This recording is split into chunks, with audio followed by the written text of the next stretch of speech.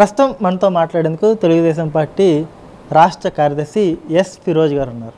అయితే అధికారంలోకి వచ్చి జూన్ 4తో సంవత్సరం కావస్తున్న సందర్భంగా వైఎస్ఆర్ కాంగ్రెస్ పార్టీ వెన్నుపోటు దినోత్సవానికి పిలుపునిచ్చింది. నిజంగా ఈ ఏడాది కాలంలో యువతకి ఇచ్చిన హామీలను నెరవేర్చడంలో కూటమి ప్రభుత్వం సఫలీకృతం కాలేకపోయిందా, ఏ విషయాల్లో కూటమి విఫలం చెందింది అనే అంశాలు ఫిరోజ్ గారిని అడిగి తెలుసుకునే ప్రయత్నం చేద్దాం. అంటే రావడమే వాలంటీర్లకి ఉద్యోగాలు తీసేశారు. తర్వాత ఇప్పుడు రేషన్ వెహికల్స్ నిన్న మొన్నటి దాకా రేషన్ వెహికల్స్ ద్వారా ఇంటింటికి వెళ్ళి రేషన్ ఇచ్చే వెహికల్స్ని ఆపేశారు. అదేవిధంగా డ్రైవర్ల మీద కూడా వెయిట్ వేశారు. డిఎస్సి నోటిఫికేషన్ ఇచ్చారు, కానీ అది కూడా తక్కువ నిడివిచ్చి ఎగ్జామ్స్ కూడా మమ అనిపించేలాగా కూటమి ప్రభుత్వం పాల్పడుతుంది అనేది వైఎస్ఆర్సీపీ ప్రధాన ఆరోపణ. వీటన్నిటిని పరిగణలోకి తీసుకొని వెన్నుపోటు దినోత్సవాన్ని జరుపుతుంది కదా, మీరు దీనికి మద్దతు ఇస్తారా, దీన్ని వ్యతిరేకిస్తారా అంటే మీరేం చెప్తారు? ఇప్పుడు ముందుగా ఈ వెన్నుపోటు దినం అనేది ప్రజల మీద ఆయన కర్ష, ఇది ఎవరిది? జగన్మోహన్ రెడ్డిది. జనాభా వెన్నుపోటు పొడిచాడని భ్రమలో ఉన్నాడు ఆయన. అది అలా చెప్పడం ఇష్టం లేక దాన్ని వెన్నుపోటు దినోత్సవం అని చెప్పి మా మీద, అంటే ఎన్డీఏ ప్రభుత్వం మీద రుద్దే ప్రయత్నం చేయడానికి ఈ రాష్ట్ర ప్రజలకు ఎవరు కూడా హర్షించడం లేదు. గత సంవత్సరంగా ఈ రాష్ట్ర మొత్తం వ్యవస్థల్ని అస్తవ్యస్తం చేసి అవినీతితో రాజ్యాన్ని ఇష్టానుసారం పరిపాలించి ఈ రాష్ట్రాన్ని ఏ విధంగా అప్పచెప్పి వెళ్ళాడో ప్రతి ఒక్కరికి కూడా, సామాన్య చదువుకున్న వాళ్ళే కాదు సామాన్య ప్రజలకు కూడా దీని మీద పూర్తి అవగాహన ఉంది.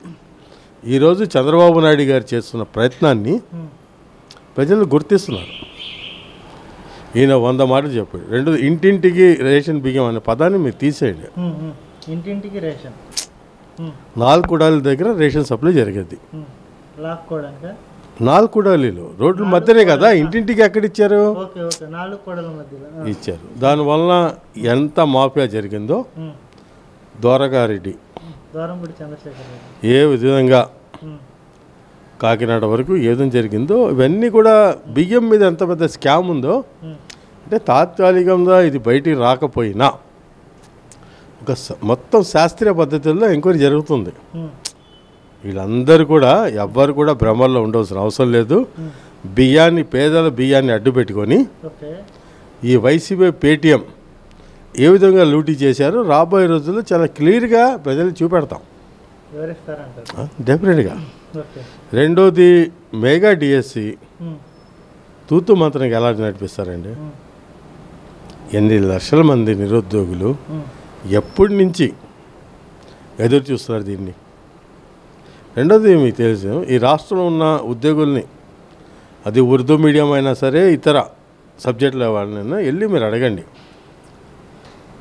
ఉద్యోగాలు, టీచర్ ఉద్యోగాలని ఇచ్చిన పార్టీ అది 85లో అన్నగారు అధికారం వచ్చినప్పటి నుంచి ఇప్పుడు చంద్రబాబు నాయుడు ఇచ్చిన డిఎస్సీలు తప్ప ఆ రోజు వాళ్ళ తండ్రి గారి హయాంలో కానీ రాష్ట్రాన్ని ఉద్ధరించిన ముఖ్యమంత్రి ఇక అప్పుడు పనిచేసిన జగన్మోహన్ రెడ్డిలో కాదు ఏ రోజు ఇలాంటి ఏమీ లేదు. ఆయన ఏమంటాడంటే, ఆ రోజు ఆయన ఒక మాట చెప్పాడు, మీరు ఇందాక వాలంటీర్ల గురించి అని. వాలంటీర్లు అనేది సోషల్ వర్కర్స్ అన్నాడు. వాళ్ళకి ఇచ్చేది జీతాలు కాదు, గౌరవ వేతనం అన్నాడు. ఇచ్చి 2023 ఆగస్టున ఆ జీవో క్యాన్సిల్ అయిపోయింది. ఇది రికార్డెడ్ ఎవిడెన్స్. దాన్ని మళ్ళీ ఫార్వర్డ్ చేయాలంటే దాన్ని చాలా తతంగా ఉంది. వాళ్ళని ఎవరైతే నిరుద్యోగులు ఉన్నారో వాళ్ళకి ఏ విధంగా వాళ్ళని ఫుల్ఫిల్ చేయాలనేది ఎన్డీఏ ప్రభుత్వం ఆలోచిస్తుంది. ప్రతి ఒక్కరు కూడా న్యాయం జరుగుద్ది. 5,000తో ఎవరి జీవితాలు బాగుపడవు. వాళ్ళకి మంచి ఉద్యోగాలు ఇప్పించాల్సిన అవసరం ఉంది. అందులో చదువుకున్న వాళ్ళని ఇప్పుడు సచివాలయ వ్యవస్థ ఉంది, దాన్ని రద్దు చేయలేదే, దాన్ని మోడిఫై చేసాం. అంటే దాన్ని ఎవరు ఏ బాధ్యతలు నిర్వహించాలనేది మోడిఫై చేసి దాన్ని అలాగే పెట్టాం కదా. ఎందుకంటే అది వ్యవస్థ, వాలంటీర్ అనేది వ్యవస్థ కాదు, అది సోషల్ ఆర్గనైజేషన్. మీ స్వార్థం కోసం ఆ రోజు మీ విజయసాయి రెడ్డి చెప్పాడు, మీ అంబటి రాంబాబు చెప్పాడు, వీళ్ళందరూ మా వాళ్ళు, అది మా కోపం వస్తే వీళ్ళని తీసేస్తామని కూడా. కాబట్టి ఇదేంటంటే వీళ్ళు మాట్లాడే ఏ మాటలైనా సరే నమ్మే పరిస్థితుల్లో ప్రజలు లేరు. ఎందుకంటే ఈరోజు చేస్తున్న సైకోయిజం మొత్తం అధికారంలో లేకపోయినప్పటికీ కూడా రోజుకు అబద్ధాన్ని ప్రజల మధ్య తీసుకుని వచ్చి ప్రజల్ని ఏదో విధంగా రెచ్చగొట్టాలనే ప్రయత్నాన్ని ఈరోజు రెచ్చిపోవటానికి ఆ పేటీఎం బ్యాచ్ సిద్ధంగా ఉంది. అంటే వీళ్ళు ఏం చేస్తున్నారంటే పాపం మేము వస్తామే అని వాళ్ళు రెచ్చగొడుతున్నారు. పోలే మీరు వస్తారు అనుకుందాం, ఎంతకాలం వెయిట్ చేయాలి? 4 ఏళ్ళు మీరు చేయాలనుకున్న పనులు ఇప్పటి నుంచి మేము మొదలెడితే మన వెంకటరెడ్డి అంటాడు ఊచకోత మేము వస్తాయని. అదే మాటలు మా వాళ్ళు విని గ్రామాల్లో పని చేస్తే అంటే ఎందుకు మీరు అలా మాట్లాడుతున్నారు? ఒకడేమో కిరాక్ కార్పి మిస్సింగ్ అంటాడు మేము రాగానే, అతనే వాళ్ళ మిస్సింగ్ అయిపోతే ఇవన్నీ కూడా ప్రజల్ని అంటే ఏంటంటే ఇది ఫ్యాక్షనిస్ట్ మెంటాలిటీ అండి. గ్రూప్ తగాదాలు పెట్టి ముఠా తగాదాలు పెట్టి ఏదో విధంగా 10 మందిని వీళ్ళు కాపాడుకోవాలంటే ఏం చేయాలి? ఎందుకంటే జగన్ అభిమానించి సైకోలు ఇవాళ కూడా కొన్ని లక్షల మంది ఉంటారు. కులం అనుకోండి, మతం అనుకోండి, దానివల్ల అలాంటి సైకోల్ని ఏదో విధంగా రోడ్డు మీద తీసుకుని వచ్చి వాళ్ళ చేత ఏదో ఒకటి చేపించాలని తాపత్రయం చూసారా? అది రాబోయే రోజుల్లో వాళ్ళకి నష్టం. తెలుగుదేశం ప్రభుత్వం వచ్చిందండి, ఈ గ్రామాల్లో ఊచకోతలు జరిగాయా? ఈ రాష్ట్రంలో 175 మంది ఎమ్మెల్యేలు, 151 మంది మీ వాళ్ళే కదా. వాళ్ళు సఫర్ అవుతున్న వాళ్ళు ఎంతమంది? 16 మంది. వాళ్ళు ఎంతమంది సఫర్ అవుతున్నారు? వేళ్ల మీద లెక్క పెట్టవచ్చు. కృష్ణా జిల్లాని తీసుకుందాం, కొడాలి నాని కూడా వల్లంనేని వంశీ, జోగి, పెన్నే కదా. మిగతా వాళ్ళందరూ వాళ్ళు ఎందుకు హింసిస్తాం అంటే మీరు తప్పు చేశారు కాబట్టి.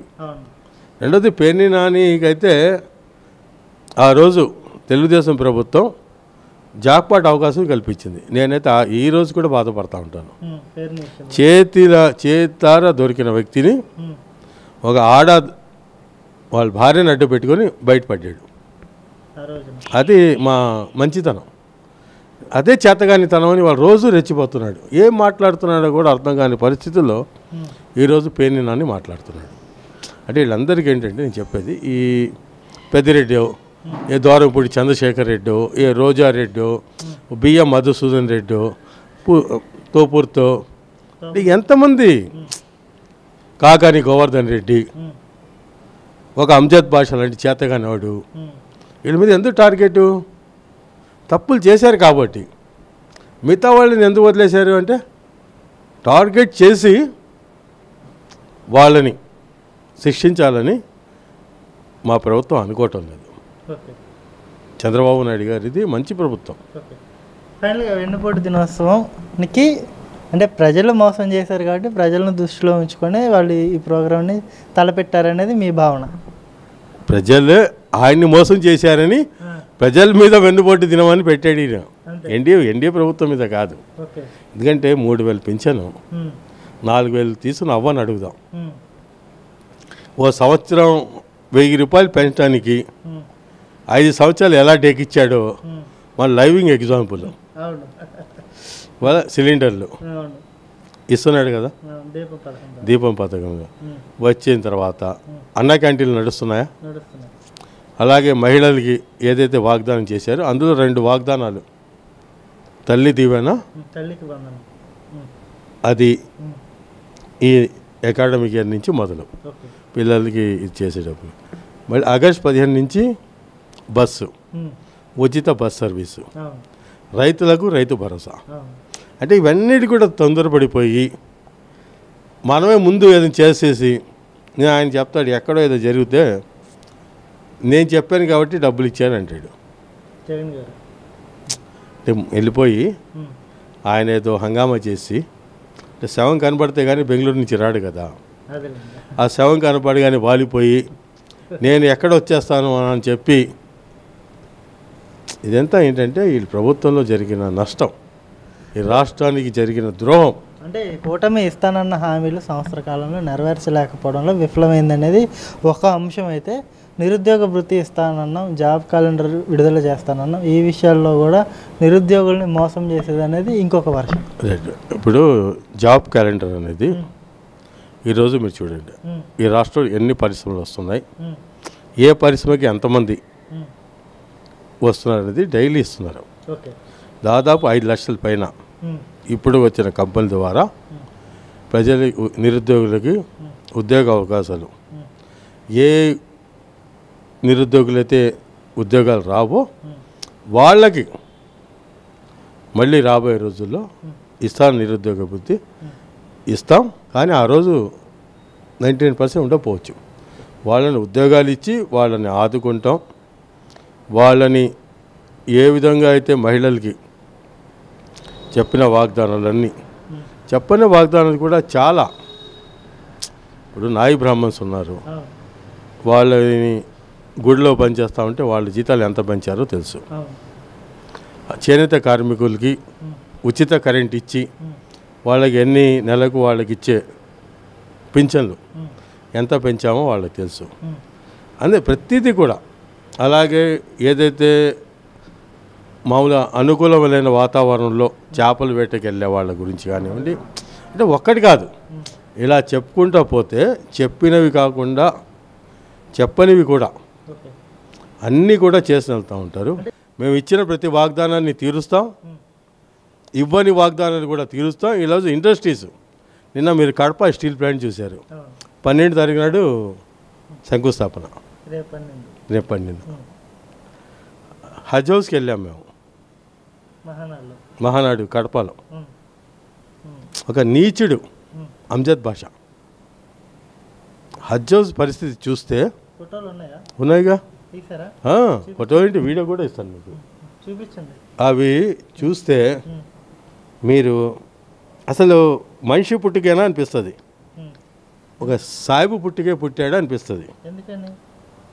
ఒక 26 కోట్లతో దాదాపు 15 ఎకరాల్లో నీకు చంద్రబాబు నాయుడు గారు హజ్ హౌస్ కట్టి దాన్ని కంప్లీట్ చేసి ప్రజలకు అంకితం చేస్తే ఆ హజ్ హౌస్ని మొత్తం హజ్ హౌస్ ఇలాగే ఉందా, బడ్ ఇప్పుడు అన్నీ రెడీ చేసి పెడితే దాన్ని వాడకంలో తేకుండా ముస్లిం సమాజాన్ని ద్రోహం చేసి ముస్లిమ్స్ అందరినీ కూడా అసలు ఏ విధంగా అసలు మభ్య పెట్టాడంటే, ఈయన చూసిన తర్వాత అనిపించింది అసలు అంటే ఈ మనిషి అసలు వీళ్ళందరూ కూడా. అవునండి, అంజద్ బాషా గారు ఏం చేస్తారు, జగన్మోహన్ రెడ్డి గారు చెప్తేనే కదా. రైట్, మీరు మంచి మాట అడిగారు. కడప స్థానికులు ఎవరు? ముస్లిమ్స్ ఎక్కువ. జగన్మోహన్ రెడ్డి గారి ఏరియా పులివెందుల. ఏ జిల్లా? కడప జిల్లా. అంజద్ బాషా ఏ నియోజకవర్గానికి ఎమ్మెల్యే? కడపగా. హజ్ కమిటీ చైర్మన్ కూడా కడపనే, అవినాష్ రెడ్డి అనుచరుడు భాష, ఆడి పేరు కూడా భాష. 3 కడప వాసులు ఉండి 15 ఎకరాల స్థలం ఇచ్చి 26 కోట్లతో రెడీ చేసిన హజ్ హౌస్ని లోపలెళ్ళి చూస్తే కళ్ళలో నీళ్ళు వస్తాయి. అందమైన మసీదు, దానికి కరెంట్ లేదు, దాని వజూఖానా పగలగొట్టేసి, వజూఖానా మనం వజూ చేస్తాం కదా నమాజ్కి మెయిన్ వెళ్ళే ముందు వజూ, ఇది అక్కడ ఉన్న మంచాలు ఇరగొట్టేసి, పరుపులు చింపేసి, జనరేటర్ దొంగలించి, ఆ జనరేటర్ ఆ వైర్లు ఉంటాయి కదా ఎలక్ట్రికల్ సబ్స్టేషన్ వైర్లు, ఒక్క ముక్కలో చెప్పాలంటే కుక్కలు చింపినేస్తారు. అంతకంటే దారుణమైన ఏదైనా పదం ఉంటే అది వాడచ్చు. ఇలాంటి నీచమైన పనులు చేసి నాకు ప్రజలు నేను మంచి చేశానని చెప్పుకునే సిగ్గులేని ముఖ్యమంత్రిగా పనిచేసిన వ్యక్తి ఎవడైనా ఉన్నాడంటే సైకో 420 జగన్.